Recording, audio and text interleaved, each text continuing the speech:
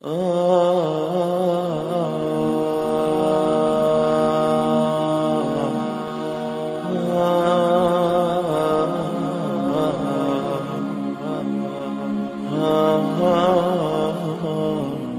جتنا دنیا میں غرق ہوگا اس کی بھی روح اور اس کا کردار ایسے ہی کرپل ہو جاتا ہے اور اس کو پتہ بھی نہیں چلتا. اور جتنا آپ کا ہاتھ کرپلڈ ہوتا ہے اتنا آپ سے چیز پکڑنے میں بھی آپ کو جو ہے وہ طاقت کم محسوس ہو رہی ہوتی ہے. یہ دنیا اور پانی جو ہے یہ بہت سے سینسز میں ملتا ہے. آپ پانی کو ایک جگہ پر جمع کر دیں, صاف پانی تھا, پینے کا پانی تھا, اور اس پینے کے پانی کو آپ نے 20 دن 25 دن کے لیے ایک برتن میں ڈال کر چھوڑ دیا, کیا ہوگا؟ اسٹیگننٹ پانی جو ہے وہ گندا ہو جاتا ہے, اس میں جو ہے وہ جرمز ڈیویلپ ہو جاتے ہیں. دنیا کا معاملہ بھی یہی ہے. آپ دنیا کو جمع کریں گے, دنیا میں اسٹیگنیشن آ جائے گی. الذی جمع مالا وعددہ, اس کیٹیگری میں نہیں آنا. یہ مثالیں اللہ جو پیرابل دیتا ہے اس میں کئی لیسنز ہوتے ہیں. یہ تو کئی بہت چھوٹے سے لیسنز ہیں جو آپ کے سامنے رکھے گئے ہیں. تو اللہ تعالیٰ نے یہاں پر ایک مثال دے دی کہ اس دنیا کی حقیقت بالکل ایسے ہے جیسے کہ اللہ نے آسمان سے پانی نازل کیا, اس سے کھیتی گرو ہوئی, اس کے بعد فَأَصْبَحَ حَشِيمًا, اس کے بعد وہ جو ہے وہ چورا چورا ہو گئی اور اس کو ہوائیں یہاں سے وہاں لیے پھرتی ہیں. بس یہی انسان کی زندگی ہے, بچپن, جوانی, ایڈلٹہڈ, بڑھاپا, موت. اتنی ہی تیزی سے یہ سائیکل ختم ہو جاتا ہے. لیکن انسان کا حال یہی ہے کہ انسان انہی میں کھو کر رہ جاتا ہے. آیت نمبر 46 میں فرمایا المال والبنون زینت الحیات الدنیا, مال اور بیٹے یعنی اولاد دنیا کی زندگی کی زینت ہے, دنیا کی زندگی کا اڈورنمنٹ ہے, دنیا کو خوبصورت بنانے کا سامان ہے. زینت اگر آپ اس کو سمپل فارم میں سمجھیں, زینا ڈیکوریشن پیس. آپ کا مال اور آپ کی اولاد آپ کے لیے ڈیکوریشن پیس ہے. آپ یہ بتائیں ڈیکوریشن پیس کس مقصد کے لیے استعمال ہوتا ہے؟ It pleases your eyes.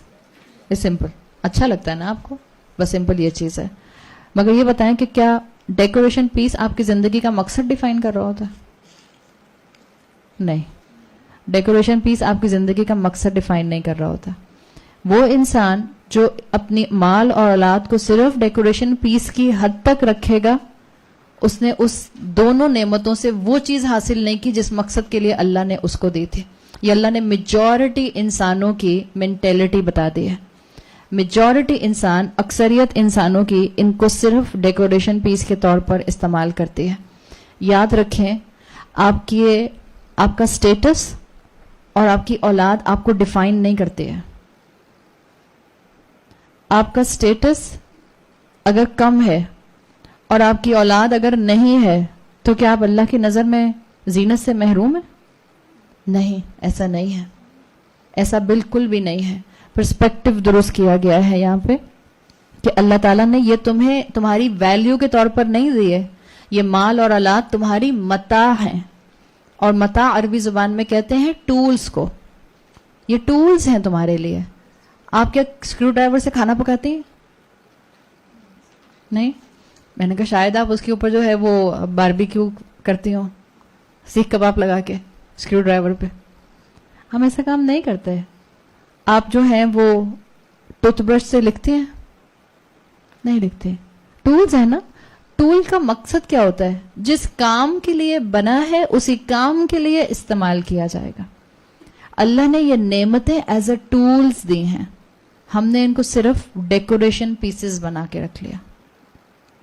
ہم نے ان کو اپنی ٹرافیز بنا کے رکھ لیا. میرے بچے میری ٹرافیز, میرا سٹیٹس میری ٹرافی, میری نعمتیں میری ٹرافی.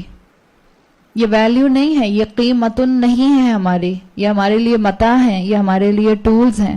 اور اللہ نے ہمیں یہ دیے ہیں تاکہ ہم ان کو, مال کا معاملہ ہو تو کہاں سے کمائیں اور کہاں خرچ کریں, یہ میرا اور آپ کا صحیح ایفیکٹ آف ٹول آئے گا. اولاد کا معاملہ ہو تو اولاد کو کیسے اللہ کا بندہ بنائیں, یہ میرے اور آپ کے لیے ٹول کا سامان بنے گا. اولاد کو عبد الدینار بنا دیا تو پھر قیامت کے دن میں اور آپ اللہ کے سامنے سوائے شرمندہ ہونے کے اور کچھ نہیں کر سکیں گے. اور یہ جو جملہ ہے المال والبنون زینت الحیات الدنیا, آج یہ ہماری تصویر بالکل صحیح کھینچتا ہے. ہم ان دو کے پیچھے اوورلی obsessed ہیں, مال کے پیچھے اور ہم اولاد کے پیچھے. مال جیسے بھی آتا ہے, حلال سے آتا ہے یا حرام سے آتا ہے, لوگ دونوں ہاتھ سے کما رہے ہیں. اور جو جتنا جس کو دھوکہ دے سکتا ہے وہ اتنا اس کو دھوکہ دینے کی کوشش کرتا ہے. صرف امیر لوگ دھوکہ نہیں دیتے, غریب لوگ بھی دھوکہ دیتے ہیں. جہاں ایمان نہیں ہوتا وہاں معاشرے کا کراس سیکشن جو ہے وہ گناہوں میں انوالو ہو جاتا ہے. جہاں اللہ کا خوف نہیں ہوتا وہاں ہر انسان کرپشن کا شکار ہو جاتا ہے. اور یہی حال ہمارا اولاد کے معاملے میں. ہم نے ایسا اپنی اولادوں کو ٹرافیز بنایا ہے, ان کے پیدا ہونے سے پہلے سے لے کر اب تو حالات ہمارے اور زیادہ جو ہیں وہ اسراف میں بگڑتے جا رہے ہیں. بیبی شاور کے نام پر ہم کیا کیا تماشے کرنے لگ گئے ہیں. اللہ تعالیٰ ہی ہمیں ہدایت دے گا. ہم کیا جواب دیں گے اپنی ان سارے خرچوں کا اللہ کو. ہمیں اگر اپنے بچے کے عقیقے کے اوپر گفٹس بھی بھیجنے ہوتے ہیں, there is no limit of such things. کتنا بہترین گڈی بیگ بنوائیں گے آپ, اسکائی از دا لمٹ. کیا جواب دیں گے اللہ کو؟ ہزاروں روپے صرف 2 چاکلیٹس بھیجنے میں خرچ کر دیا. اتنا تو پیسہ ڈبے پہ لگایا تھا, بھائی چاکلیٹ تھوڑی سی بڑھا دیتے اور پلاسٹک میں ڈال کے بھیج دیتے تو زیادہ بہتر ہوتا. ڈبہ کس نے کھانا ہے؟ اٹھا کے ڈسٹ بن میں ہی ڈالنا ہے نا, کوئی ڈبہ تو نہیں سنبھالتا ہے. دس از ریڈیکولس. ہم نے واقعی اپنی مال کا بھی استعمال, اور مال جب آتا ناجائز طریقے سے ہے تو جاتا بھی ناجائز طریقے سے. ہم نے ہمیشہ سے یہ سنا ہے, آپ لوگوں نے بھی اپنے والدین سے یہی سنا ہوگا, حرام کی کمائی جیسے آتی ہے ویسے ہی جاتی ہے. حرام کی کمائی جب آتی ہے تو بیماریاں لے کر آتی ہے. حرام کی کمائی جب آتی ہے تو ڈپریشن اور ٹینشن لے کر آتی ہے. حرام کی کمائی جب آتی ہے تو اولاد کی نافرمانیاں لے کر آتی ہے. یہ حقیقت ہے اور ہم دیکھ رہے ہیں اپنے آنکھوں سے. بچے پیدا ہونے سے پہلے سے لے کر پھر جب اس کا پیدا ہو جاتا ہے اور جب تک وہ دلہا اور دلہن نہیں بن جاتا, obsessed ہے ماں باپ اولاد کے پیچھے. اور یہ سارے درمیان کے سرکل, اس کے بعد بھی آگے بھی جاتا ہے, لیکن یہ ہمارے بارڈرز ہیں 2 جو مجھے محسوس ہوتا ہے. اس کے بعد ذرا پھر اولادیں انڈیپینڈنٹ ہو جاتی ہیں نا. بیٹی شادی ہو کے اپنے گھر چلی گئی تو انڈیپینڈنٹ ہو گئی کافی حد تک. بیٹا جو ہے وہ اپنے پیروں پہ کھڑا ہو گیا, ایک اپنا سٹیبل گھر بن گیا تو وہ انڈیپینڈنٹ ہو گیا. لیکن پریگنینسی سے لے کر اس میں آپ ہر سٹیپ شامل کر لیجئے, اس کی شادی تک ماں باپ اندھے ہو کر اولاد کے اوپر پیسہ خرچ کرتا ہے. اور یہی اولادیں ہیں جن پر خرچ کرنے کی وجہ سے ہمارے ہاتھ صدقات کرنے سے رک جاتے ہیں. جب اتنے گرینڈیور والے سکولز اور یونیورسٹیز میں ڈالیں گے تو ہاتھ تو رکے گا نا, 10 دفعہ خیال تو آئے گا. 40-40 ہزار کی فیسیں چلی جاتی ہیں. لیکن اگر کہیں پر کوئی لیکچر سنا اور کسی نے بہت موٹیویٹ کیا کہ دیکھیں صدقات آپ کو آخرت میں جہنم کی آگ سے بچائیں گے, اور آپ نے جو ہے وہ بہت ہی جذبات میں آ کے 10,000 نکال کے دے بھی دیے, تو شیطان بعد میں کیا کہتا ہے, اللہ کچھ زیادہ ہی دے دیے, 5 دیتی. فیس دیتے ہوئے نہیں خیال آتا, لاکھوں روپے فیسز پر جاتے ہیں, اس وقت نہیں خیال آتا ہمارے اولادوں کی فیسز اسکول کی ہماری جنتوں میں جنت کی کھڑکی, ہماری قبروں میں جنت کی کھڑکی کھولیں گی؟ نہیں. اولاد میں اتنا obsessed نہ ہو جائیں. اولاد اور مال تو ایسے لگتا ہے کہ ہم پوری کی پوری امت, اور خاص طور پہ میں تو پاکستانیوں کی بات کر رہی ہوں, ہم پاکستانی تو ان 2 کے پیچھے پیچھے بھاگ رہے ہیں. یہ دونوں آگے آگے بھاگ رہے ہیں, اور جیسے وہ چوہے کو چیز رسی پہ باندھ کے نہیں پیچھے پیچھے بھگایا جاتا کہ کوئی چیز باندھ کے, ہمارے لیے دونوں چیز بنے ہوئے ہیں. چیز مطلب انگریزی والی چیز. اور ہم جو ہیں وہ چوہوں کی طرح پیچھے پیچھے بھاگ رہے ہیں, جبھی تو ریٹ ریس میں لگے ہوئے ہیں. یہ ہماری نیشنل سپورٹس ہے. کیا ہے ہماری نیشنل سپورٹس؟ Rate race. کیا ہم ہاکی کھیلیں گے جو ہم ریٹ ریس کھیلتے ہیں؟ یہ حقیقت ہے. اور اللہ نے دیکھیں کیا پن پوائنٹ کیا ہوا ہے. آپ قرآن کے سامنے آ کے بیٹھتے ہیں, اسے لگتا ہے کہ جیسے اللہ تعالیٰ نے میرا مسئلہ اس میں لکھ دیا ہے, میری کہانی اس میں لکھ دی ہے. اور یہی مال اور یہی اولاد ہے جس کو اللہ تعالیٰ نے بتا دیا کہ تمہارے لیے کوئی ویلیو نہیں رکھتا سوائے اس کے it's just a tool. It's just a tool. آپ اپنے اسکریو ڈرائیور کو یا آپ اپنے ہیمر کو اٹھا کے لاکر میں رکھتے ہیں؟ ہاں نہیں, کیوں نہیں رکھتے؟ وہ بھی تو ٹول ہے. ہم نے اپنی اولادوں کو اپنے سر پر چڑھا کے رکھا ہوا ہے. हमें तो हमारे माँ बाप ने पाला है ना, हम भी तो आखिर अल्हम्दुलिल्लाह यहाँ तक पहुंच ही गए अल्लाह की रहमत के बाद, उनकी तरबियत के जरिए। आप देखें हमारे माँ बाप हमारे इतने नखरे नहीं उठाते थे। हम 4-4, 5-5 बहन भाई होते थे और बाज़-औक़ात घर में 2 ही चीजें आती थी और सब शेयर करते थे। अब घर में 2 बच्चे भी होते हैं तो हर एक को अपनी चीज चाहिए, और अपनी चीज अगर आपने अम्मा अब्बा ने 2 अलग अलग ला भी दी तो जो उसके पास है वो भी चाहिए, क्योंकि माँ बाप जो हैं वो दुनिया में गर्क हैं, तो औलाद तो उनसे 100 डिग्री ज्यादा दुनिया में गर्क होगी। इल्ला माशा अल्लाह, एक्सेप्शनल केसेस अपनी जगह सब जगह होता है, लेकिन ये एक जनरल उसूल है हमारे सामने। अल्लाह ताला ने यहाँ यही मेंशन किया, अलमाल वल बुनून ज़ीनतुल हयातुद दुनिया, और स्कॉलर्स ने बहुत खूबसूरती से इसमें एक डिस्कशन किया है। वो कहते हैं फतक़द्दम माला अला औलाद, अल्लाह ने औलाद को पहले नहीं मेंशन किया, अल्लाह ने माल पहले मेंशन किया। क्यों? इसलिए कि माल हमेशा से, अब आज का इंसान देखें, आज का 3 साल का बच्चा, शायद मैं 3 साल भी बहुत बड़ा बता रही हूं, 3 साल के बच्चे को आईपैड से कितनी मोहब्बत होती है। औलाद तो नहीं है ना उस बेचारे की 3 साल के बच्चे की। आज हम पर ये आयात फिट होती है। क्यों तकद्दम है माल यहां पर औलाद के ऊपर? इसलिए कि माल की मोहब्बत जैसे ही इंसान को अक्ल आना शुरू होती है डिवेलप हो जाती है, और माल की मोहब्बत उस वक्त तक इंसान के अंदर रहती है जब तक कि कब्र की मिट्टी उसका मुंह नहीं भर देती। दीन से हटके तो बड़े बड़े पैसे वाले माँ बाप अपनी औलादों को आंख भी करते रहे, और शायद अब भी करते होंगे जिनको इल्म नहीं है दीन का। औलाद तो एक स्पेसिफिक टाइम में अच्छी लगती है ना, एक स्पेसिफिक टाइम में ट्रॉफी होती है।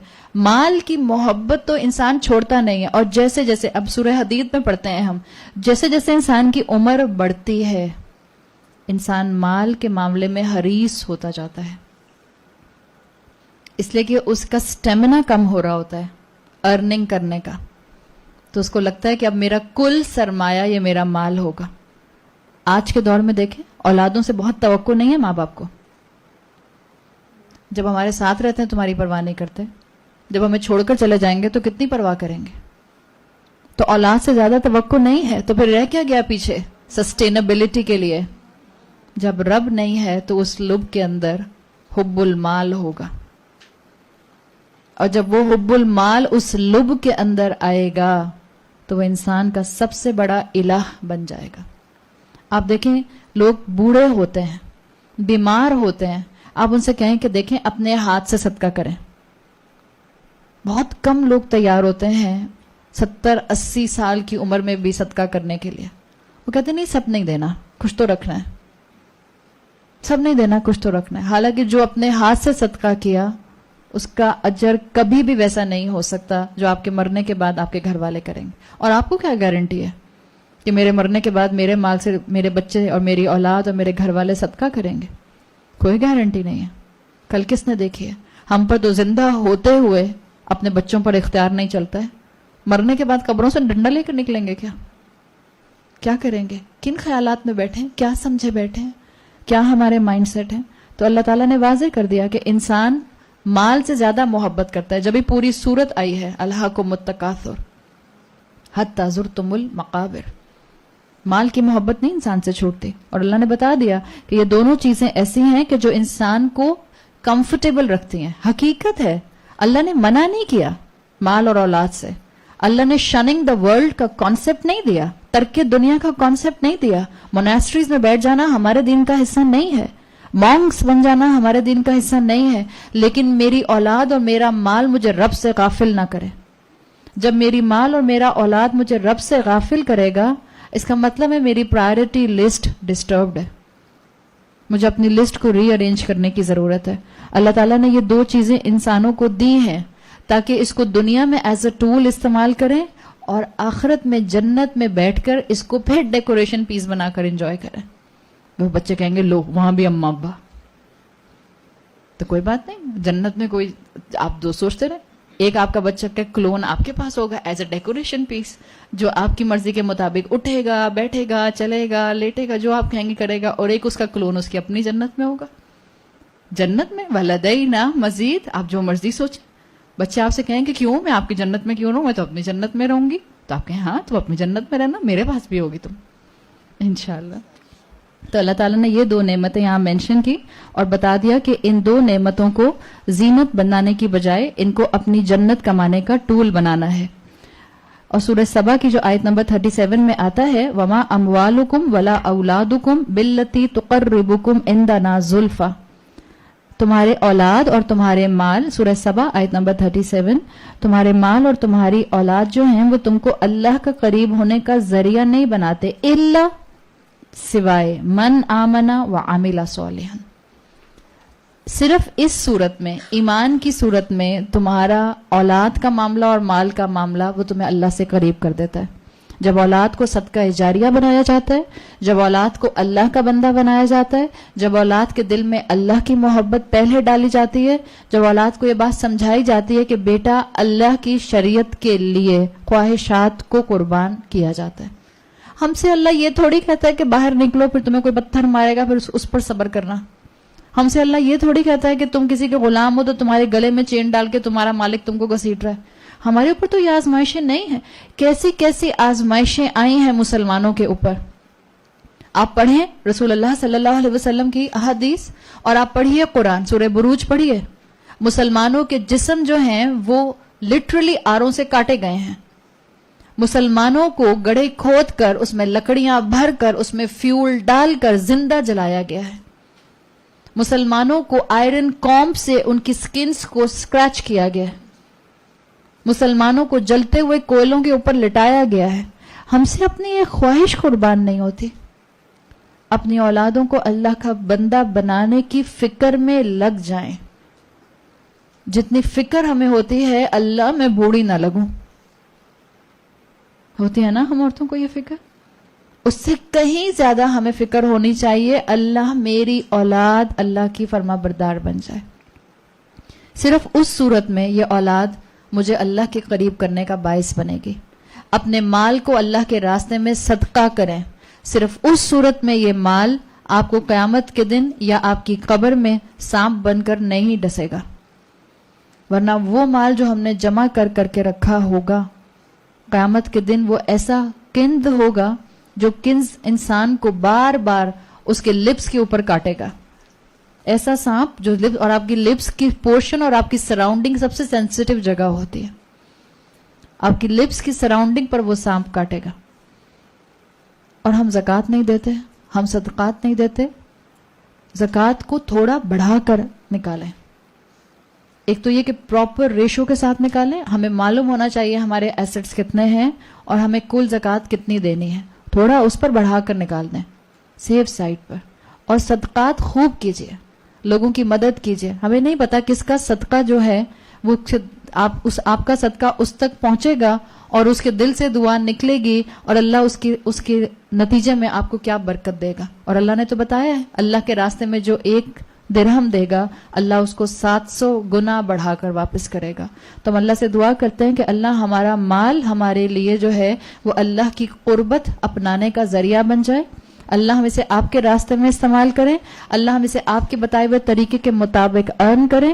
اللہ ہم اس کے آپ کے بتائے ہوئے راستوں پر خرچ کریں. اور اللہ ہماری اولادوں کو ہمارے لیے بہترین صدقہ جاریہ بنا دے. یقیناً رسول اللہ صلی اللہ علیہ وسلم نے بتایا کہ انسان کی موت پر اس کے عمل کا سلسلہ کٹ آف کر دیا جاتا ہے. اور پھر 3 چیزیں آپ نے بتائیں کہ جو رہ جاتی ہیں، نافع علم، صدقہ اور صدقہ جاریہ کی شکل میں اولاد. اپنی اولاد کو اس قابل بنا کر جائیں کہ آپ کے پیچھے آپ کی موت کے بعد اللہ کے فرما بردار بن کے رہیں. آپ کے پیچھے آپ کے لیے بھی صدقہ کرنے والے ہوں. آپ کے پیچھے آپ کے لیے ہاتھ اٹھا کر اللہ سے دعائیں مغفرت کرنے والے ہوں. اللہ تعالیٰ میرے اور آپ کے لیے اس دین پر عمل کرنا اور اس دین کو آگے لے کر چلنا اور اس دین کو آگے پہنچانا آسان بنا دے. اللہ تعالیٰ ہم سب کی رمضان کی عبادتوں کو قبول فرمائے. اللہ تعالیٰ ہمارے گناہوں سے صرف نظر فرمائے. اللہ تعالیٰ تمام بیماروں کو شفائے کلی عطا فرمائے. بارک اللہ لی ولکم فی القرآن الحکیم ونفعنی وإیاکم بما فیہ من الآیات وذکر الحکیم. سبحانک اللہم و بحمدک نشہد ان لا الہ الا انت نستغفرک و نتوب الیک. السلام علیکم ورحمۃ اللہ وبرکاتہ.